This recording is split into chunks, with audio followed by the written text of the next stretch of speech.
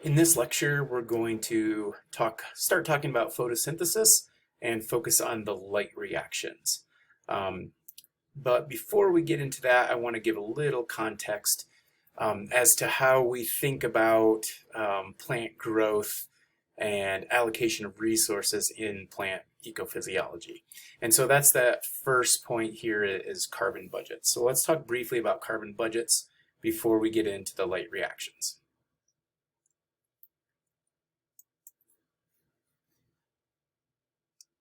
Okay,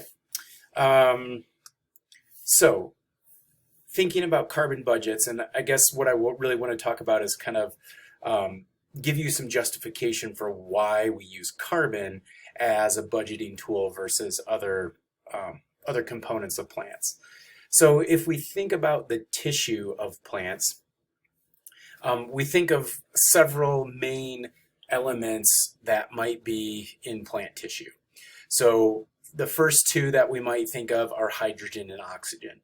So hydrogen and oxygen are in, there's hydrogen in pretty much every plant tissue. There's oxygen in almost every plant tissue and molecule as well. So these make up a lot of the plant tissue that we see when we look at a plant. So in some ways we might think like, okay, well, why don't we use hydrogen or oxygen to kind of understand and track plant growth? The problem with oxygen and hydrogen is, although they're components of water, and we think of water as being limiting to plant growth, which it is, getting hydrogen and oxygen atoms to incorporate into the actual biomass of plants is pretty easy, actually. So plants use very little of the hydrogen and oxygen in water for plant growth or plant tissues. Most of the water is just lost through transpiration. So ultimately, when a plant is growing, getting hydrogen and oxygen actually isn't a problem. An advantage of hydrogen and oxygen, though, in thinking about kind of plant growth and how plants are allocating resources, is that water is directly involved in photosynthesis. So there is a molecule of water used throughout the process, or many molecules of water. So that's a nice component of it. But considering that it's really not limiting the plant growth, it's not a great way of tracking it because plants have access to it, until they die, essentially. Another chemical element or atom that's common or that we think of a lot when we think of plants is nitrogen. So nitrogen is much less common in plant tissue. So it's about 1 to 2% of plant tissue is all that makes up all of the nitrogen that's in a plant tissue. And we know it to be very important for plant function. We'll talk about it a little bit today. I'm sure you're already familiar with aspects of plant function that require nitrogen. So it's really important in that regard. But because it's not ubiquitous, it's not everywhere, there are plant tissues that don't require very much nitrogen. And also, it's not directly involved in photosynthesis. So it's a part of a very important enzyme, but like an atom of nitrogen is not being passed around and moved throughout the photosynthetic process, making it a little less valuable, especially for the aspect of a carbon budget where we're actually accumulating that atom, the carbon atoms.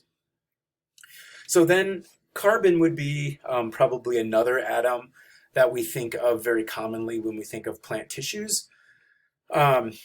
Carbon makes up somewhere between 40 and 50% of plant tissues. So it's an important component of it. It's found in all tissues, but it is limiting to plant growth. So unlike hydrogen and oxygen, which really don't limit a plant's ability to put on new biomass, carbon does. Carbon becomes limiting, and plants have to make decisions about how they're going to use the existing carbon in order to either grow or defend themselves or do various aspects of plant function. And then lastly, it is directly involved in photosynthesis. So there is, a molecule of CO2 that comes into the leaf, and that carbon atom is then incorporated potentially into plant tissue. It might be lost as well, but a lot of it is incorporated into plant tissue. So because it's directly involved in photosynthesis, it's limiting to plant growth, and it's everywhere. It makes a good a good way of tracking the growth and how plants allocate their resources to different functions. So carbon budgeting is not unique to ecophysiology. We talk about carbon budgeting a lot when we think about global change and lots of other issues. But it's kind of the backdrop in ecophysiology, because we're really thinking about how plants accumulate carbon and how they use that in order to grow as fast as possible in a certain situation and compete with other plants or outcompete other plants. So we'll be using carbon budgets a lot. Just a summary of the equation for photosynthesis, which you've no doubt seen in your basic ecology classes, but just as a summary, we've got molecules of CO2 entering the leaf, combining with molecules of water. So there's where oxygen, hydrogen, and carbon are directly involved in photosynthesis.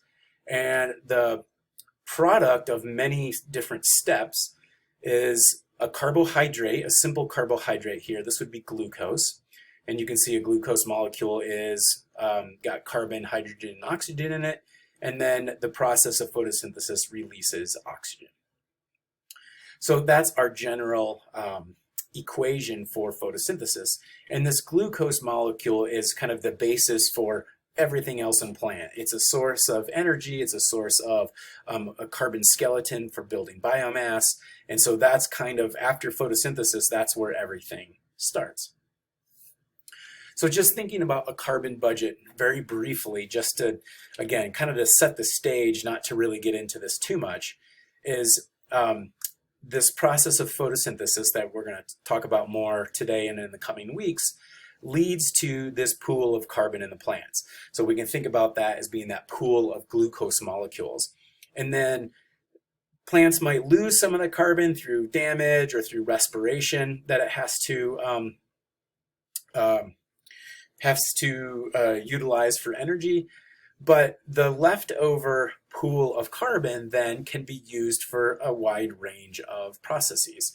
And so this is where the interesting part of carbon budgets come in, and where ecophysiology becomes more interesting, is understanding and thinking about which of these smaller pools a plant is going to allocate its carbon towards.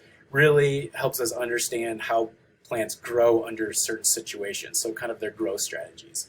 So just as kind of walking through this a little bit, if a plant has this pool of carbon, some of that carbon has to go to support baseline metabolism of the existing cells, if it wants to stay alive, of course. And then after that, it has some choices for where it might allocate carbon. It could allocate carbon to new growth, producing new biomass.